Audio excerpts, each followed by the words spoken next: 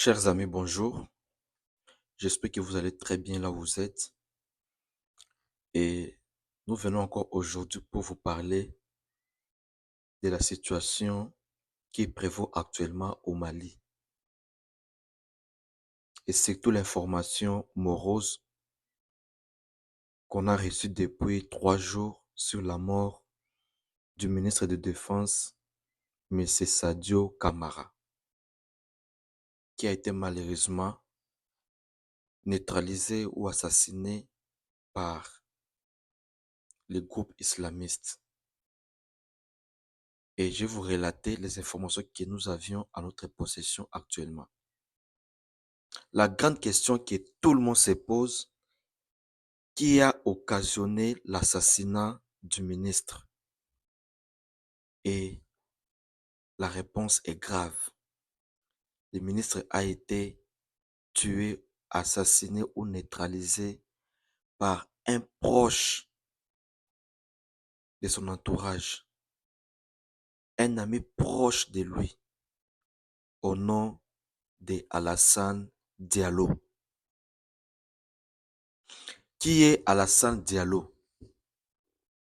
Alassane Diallo, c'est un proche du ministre de Défense, M. Sadio Kamara. Alassane Diallo est, est un ancien de la force armée malienne, de la FAMA, qui a été renvoyé de l'armée depuis 2020. Et pour certains, c'était pour l'indiscipline. Donc, il ne respectait pas les ordres dans l'armée. C'est la raison pour laquelle il a été radié. Et après avoir été expulsé de l'armée, il a continué toujours à être proche de Sadio Kamara. Il entrait chez lui comme il voulait, il côtoyait la famille, il était proche des gardes-corps de Sadio Kamara. Donc, il était vraiment un familier. Voilà comment nos entourages ne cessent de nous faire du mal. Et ça a été le cas avec Sadio Kamara. Sadio Kamara ne pouvait jamais soupçonner son ami Alassane Diallo, car il avait vraiment eu la confiance de tout le monde dans la résidence du ministre de Défense. Et curieusement, en 2022, Alassane Diallo a effectué quelques voyages en Italie et quelques voyages au niveau de la France et il est rentré au Mali. Et personne ne pourrait soupçonner que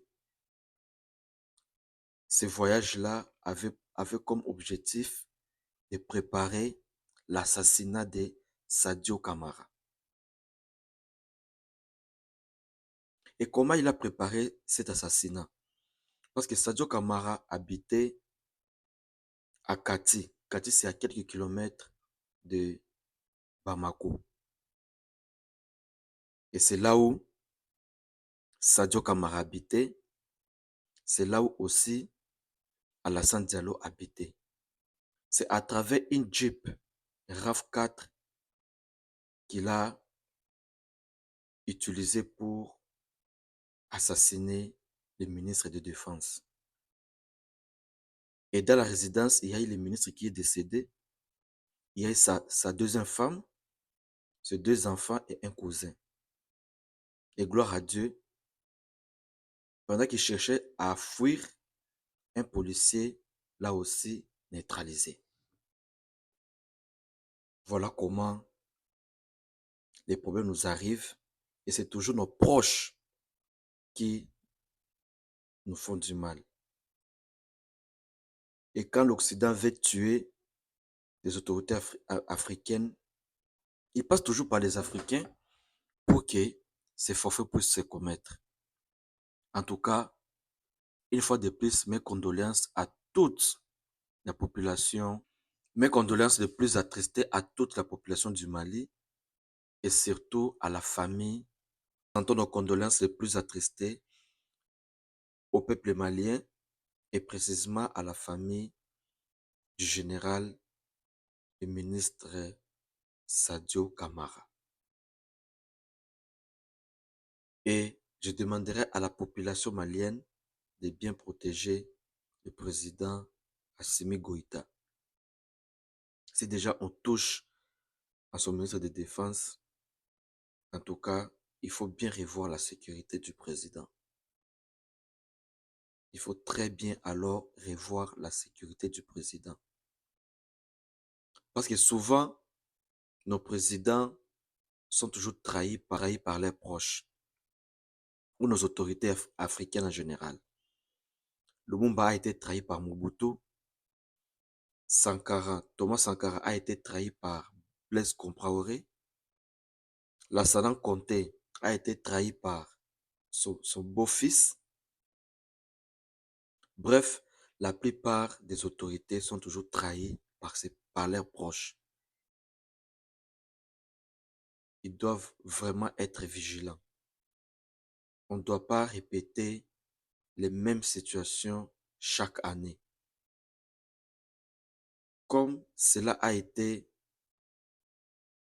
comme ce genre de situation était arrivé à Lumumba, à Sankara ou à d'autres, ça devrait aussi interpeller ceux qui sont encore en fonction.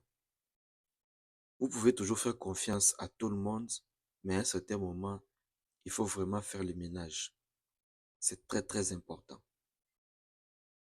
Bon, en bref, c'est ça la situation. Donc, Sadio Kamara, le ministre de Défense, a été trahi par son proche qui s'appelait Alassane Diawara.